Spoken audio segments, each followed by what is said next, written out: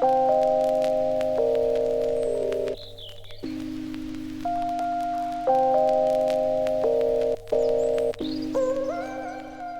ora, I'm Fran Rose and I'm the Education and Engagement Lead for Heretaunga Arakura. We've been working with 20 schools, and within each school we work with a group of student leaders, which could range from 4 up to 12 leaders. And you can actually go in there and select what mode you use and then show the route that you take. So does this like let you see what streets? Yeah, So phase 1 of the program is about surveying. So we need to know how the students are getting to and from school and by what mode of transport and where they're living. Right, and then flip it over. Oh. What do you like most about your journey to and from school? So what's good about it? So we can look at that data and figure out what roads they're primarily using and see the overlap with each of the schools. We are doing that through our GIS system. So it's pretty good response thus far. And we're paper surveying as well. We've been out in the streets and asking students who are making their way using active transport about what they like and dislike about their environment and what they'd like to see. And we've got well over 200 of those. We've got our online surveying at the moment going, and it's up to over 400 at this stage. So we're getting some really great information back and finding out what their thoughts are around it. We've had some budding engineers and town planners that have recognised that there need to be separated cycleways and even separated scooterways, because scooters are a big thing. We've also got children that are saying it's really scary out there, really noisy. When it's rush hours as well, because you're just trying to get to school, and so all the kids walking, all the kids biking, and it just feels like almost a highway, the amount of traffic that's going through. And like, especially when you're driving and there's so many bikes and they get so close to the cars, and you just feel like it's so risky. Kia ora, I'm Phil Jones, Principal at Heretaunga Intermediate. The gut feeling I have is that we are going to see a serious accident before long. In the 18 months that I've been here, there has been one student hit.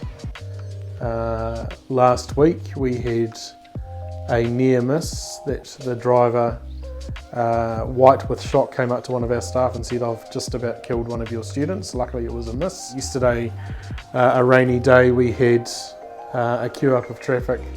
There's nowhere for our parents to stop, and kids were running out and jumping into cars that were on the road. So it's just an absolute nightmare out there. So I see the main issues being, firstly, visibility, the issue around not being able to see well from the side of the road crossing a road. The second thing is the congestion. It's traffic not moving because it's just stopped because of our school car park, the hospital car park and the surrounding intersections. So that's a big thing as well. And thirdly, the driver behaviour is partly to blame for this as well, although I feel that some of that relates to the design of the road. The car parking and the hospital staff needing to use the parking on here means that there is nowhere for our parents to stop. So they stop on yellow lines, they stop wherever they can, they stop in the middle of the road to get their kids in the car. It's the only option they really have. So that's a big part of it as well. Some of the feedback we're actually getting is those that take the car to school are actually pointing out how much traffic there is on the road, whereas those who use scooters recognise the bumps in the footpath, and those who walk complain about the weather, and those cyclists are finding that they're having to go on the footpaths, which we know is illegal, but it's also where the highest amount of accidents happen because of these driveways, people coming out of their driveways. So you have problems with cars out of their driveways, do you? Yeah, I got hit once. Did you?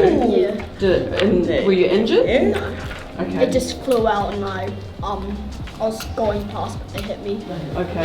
So. So what do you do now to ensure that you don't It's the place where I look there in that area because I don't want to get hit there again. Phase 2 we're beginning to move into in the new term, and it's all about the design. What is the infrastructure going to look like in front of the school? So the sorts of things that we could have a look at are using, say, some form of raised platform crossing. Yeah. So part of the initial meeting with this student group is building a relationship as we can get more information out of them that way. Then we take the road patrol and the student leaders and teachers and principals out to the front gate and do a walkabout.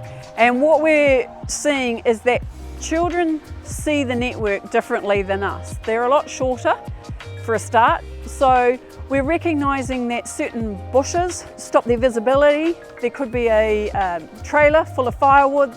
They're unable to see that. And even street signs, they can't see over those street signs. So having children help plan their environment, you know, that leads to our safer network. So it sounds like we need things to slow all the cars down and create gaps. Yep, speed bumps, yep, and more signage. Yep. Yeah. And do you have any problems with cars stopping on the yellow lines? Yes. Yep. The Heretaunga Arakura project has enabled our kids to have a voice in that. For us here in particular, it's really opened our eyes to other options. So yeah, something natural, something that fits in with the school environment, something that the kids can relate to, but ultimately something that's going to have a really calming effect on the traffic outside of the school. Phase 3 is activation. So we will be facilitating the student leaders for each of those schools to run events such as Move It and encourage that mode shift change. What is Move It? Move It is an incentive program where the children would receive a card weekly and you get stamped for every time you use active transport to school.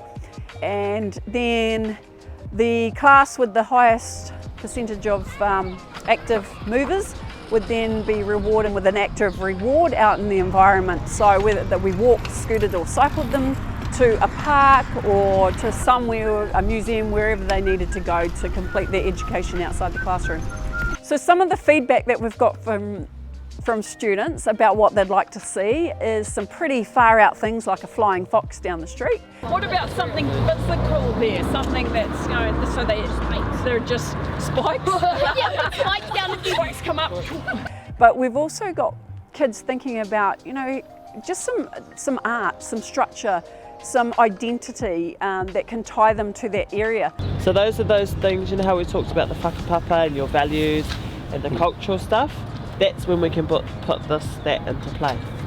This one looks cool. But they really want something to play on and somewhere to meet their friends and walk safely together.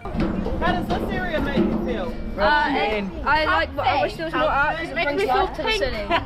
Yeah, so through Heretaunga Arakura, we've been able to reward the students and bring them into Hastings to see the beautiful artwork and the sculptures and the etchings. And the kids are really connecting to that and would like to see more of it in their areas. Yeah, so it's opening the eyes to the students about what they could have because they know no different. They're used to that loud, busy environment. And our kids deserve to have the opportunity to travel safely to school in a calm, safe environment.